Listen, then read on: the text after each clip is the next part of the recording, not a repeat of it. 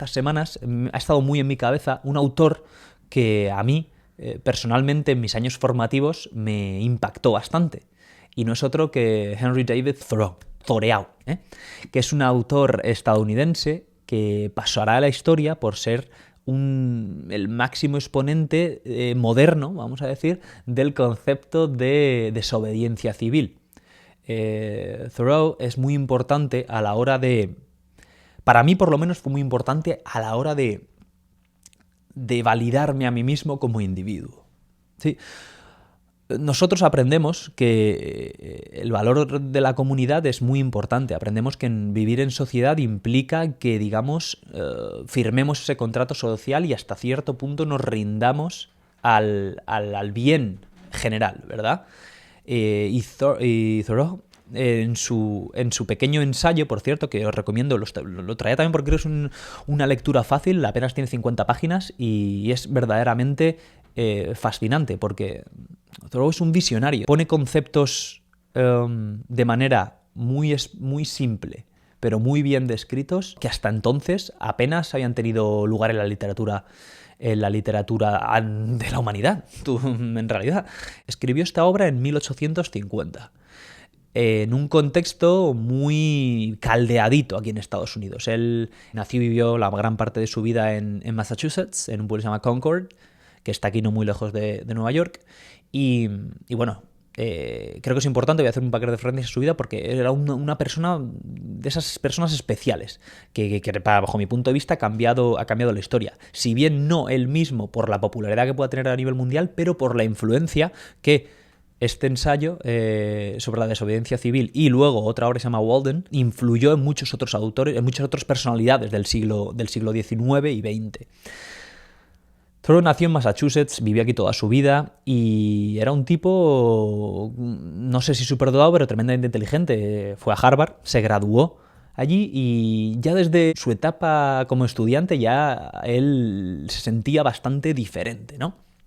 Se sentía diferente y de hecho tuvo problemas desde el minuto uno en su vida adulta porque pese a conseguir un trabajo al salir de la universidad como profesor, acabó, digamos, siendo despedido porque se negó a palizar a sus niños, a digamos lo que en aquella época se llevaba de la letra con sangre entra. Al negarse a darle correctivos físicos a los alumnos, lo despidieron. Después de ser despedido de la escuela, pues se dedicó a vivir una vida auténtica, viviendo con lo mínimo indispensable, y se dedicó a escribir. Sí que es cierto que entró en contacto con Emerson, un autor que ya era bastante conocido y que era de cuartos, de perras, y entonces este tipo le ayudó mucho, le presentó a la gente adecuada en Massachusetts para conseguir, digamos, que se le fueran publicando sus primeros textos. Sí que es cierto que la familia tenía una fábrica de lápices y él en varios momentos vivía la regentó. En fin, ¿por qué es importante cómo vivió la vida Thoreau? Porque es en ese momento en el que le despiden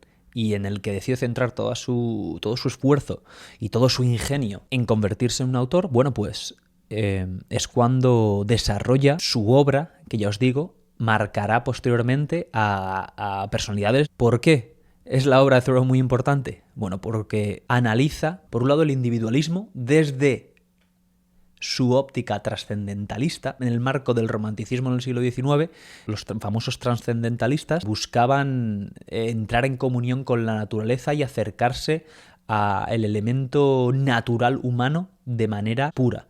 También buscaban vivir en comunión con esa naturaleza y de la manera más simple posible, alejados un poco de las estructuras burocráticas y de poder y de progreso incluso que imperaban en la época. Desde este punto de vista, él nos habla de la importancia del individuo, de cómo, pese a que en nuestras sociedades el valor del grupo, de la comunidad, es muy importante, todo parte desde el individuo.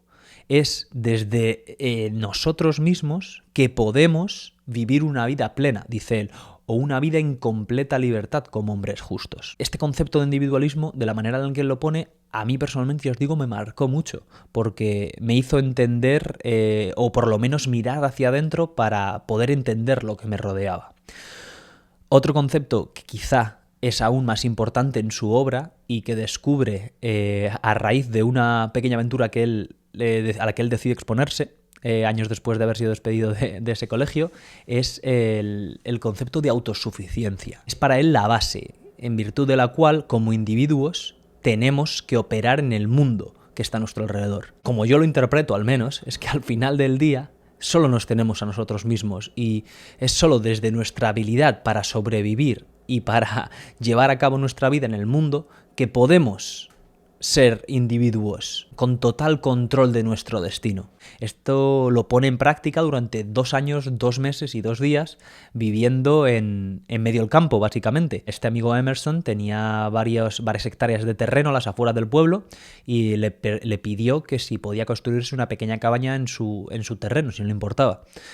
El amigo accedió y nada, allí que organizó su chamizo y allí estuvo viviendo durante 2 años. Deja dicho específicamente que nadie le venga a ver, que nadie le preste ayuda, come lo que caza o lo que recolecta, se calienta con la leña que corta, etcétera, etcétera. Lejos de ser una experiencia traumática y jodida, al estilo Into the Wild, resulta que le encantó. Se centró en la observación de todo lo que le rodeaba y en escucharse más a sí mismo. Durante este periodo, Thoreau contribuiría a trabajos de biología y de botánica, y es a partir de ese momento en el que él viviría una vida lo más simple posible y lo más en armonía con la naturaleza, pues dándole importancia mínima o no ninguna a todo lo que implicaba la sociedad moderna.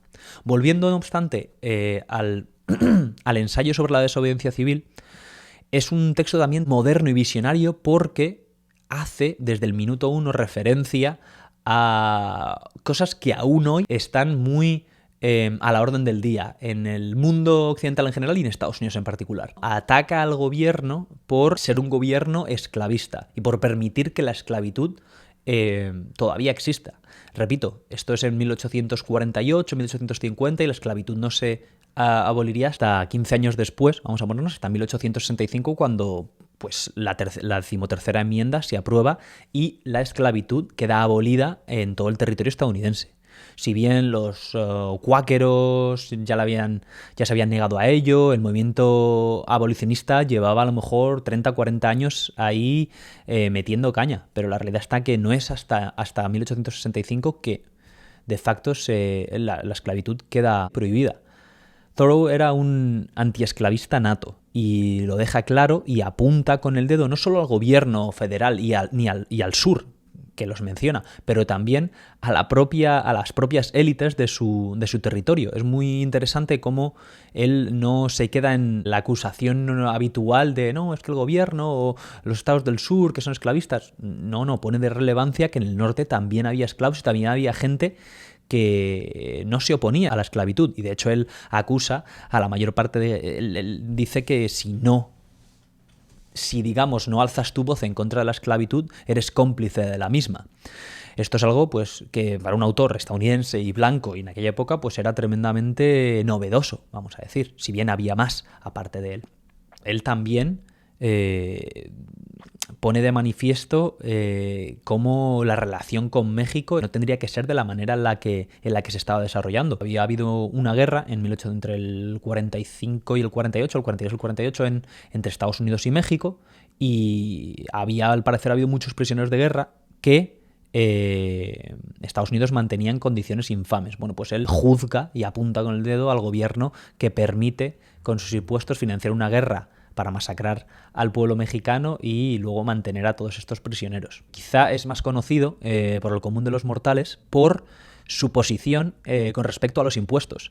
Dentro de este concepto de desobediencia civil, él lo que busca es, digamos, ser fiel a sus principios. Él dice que no cree en su gobierno y como consecuencia no se siente moralmente capaz para pagar impuestos que financian este gobierno.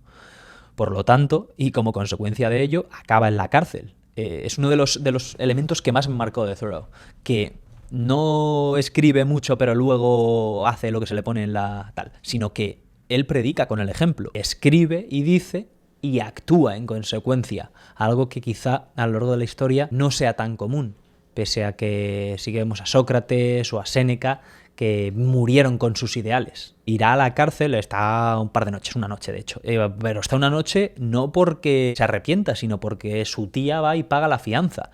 él le meten en la cárcel cuando un recaudador de impuestos le ve por la calle y le dice que qué pasa, que no has pagado la contribución del pueblo desde hace 4 años. Las fuentes difieren, unos dicen que es la contribución, otros dicen que es el impuesto electoral o algo así. Bueno, el caso es que no había pagado unos impuestos, solo le dice, ¿pero qué me estás contando? Yo no comulgo con este gobierno y como consecuencia no voy a pagar ningún impuesto. El recaudador llama a la policía y acaba preso. Allí está una noche, pero eso dice que es una experiencia que le marca mucho porque siente por primera vez que la cárcel quizá sea un lugar más honrado para estar que en el pueblo, porque el pueblo está gobernado por una serie de gente que para él no son gente honrada y honorable. También apunta con el dedo a los culpables de que la sociedad no funcione o de que el gobierno no funcione como debiera. Dice que por un lado son por supuesto los políticos, pero también acusa a los medios de comunicación como elemento conchavado con el poder para mantener ese status quo de un gobierno no honrado, ¿no?